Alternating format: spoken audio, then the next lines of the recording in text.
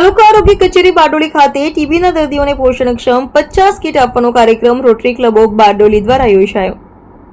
દેશના વડાપ્રધાન નરેન્દ્ર મોદીનું સ્વપ્ન 2025 સુધીમાં ટીબી મુક્ત ભારત અભિયાનના ભાગરૂપે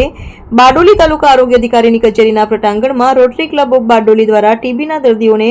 પોષણયુક્ત આહારની કીટ આપવાનો કાર્યક્રમ યોજાયો હતો,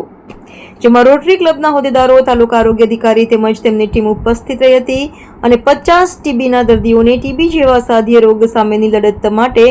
સરકાર, સેવાકીય સંસ્થા અને આરોગ્ય સંસ્થાઓના સરાહનીય પ્રયાસોથી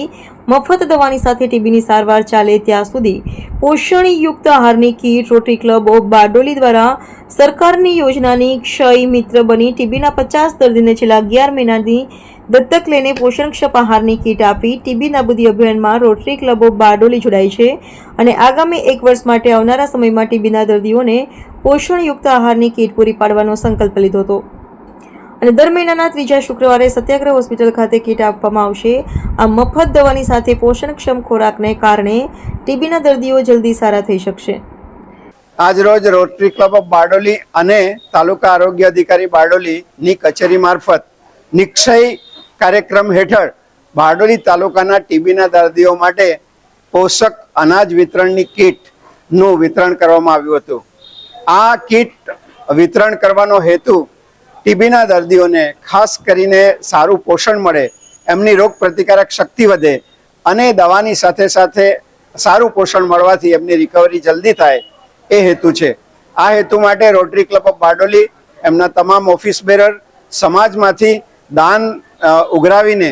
દાન મેળવીને આ કાર્યક્રમ હાલ અમે કરી રહ્યા છે. છેલ્લા 11 મહિનાથી સતત આ કાર્યક્રમ ચાલી રહ્યો છે અને ટીબીના લગભગ 50 જેટલા દર્દીઓને અમે એક કીટનું વિતરણ કરીએ છીએ, જેની અંદર ઘઉંનો લોટ, જુવારનો લોટ, ચોખા, મગના ફાળા, ગાયનું ઘી, તેલ, ગોળ અને એ રીતે અમે આ પોષક તત્વો મળી રહે એવી અનાજની કીટનું વિતરણ કર્યું છે. રોટરી ક્લબ ઓફ બારડોલીના પ્રમુખ શ્રી ડૉક્ટર લતેશભાઈ ચૌધરી, સેક્રેટરી શ્રી વિશાલભાઈ અને પ્રેસિડેન્ટ ઇલેક્ટ શ્રી નિતેશભાઈ, આ તમામ ઓફિસ બેરર્સ આ કાર્યક્રમને સફળ બનાવવા માટે ખૂબ પ્રયત્ન કરી રહ્યા છે અને આવનારા દિવસોમાં આવનારા જે પ્રેસિડેન્ટ ઇલેક્ટ એટલે કે હવે પછી જે પ્રેસિડેન્ટ બનવા જઈ રહ્યા છે એ શ્રી નિતેશભાઈ દ્વારા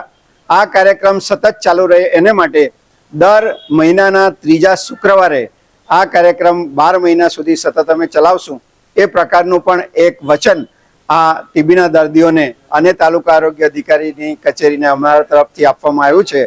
અમે આશા રાખીએ કે સમાજમાંથી દાનવીરો, દાનદાતાઓ, જેમના ઉપર પરમ કૃપાળુ પરમાત્માની કૃપા છે, એવા વ્યક્તિઓ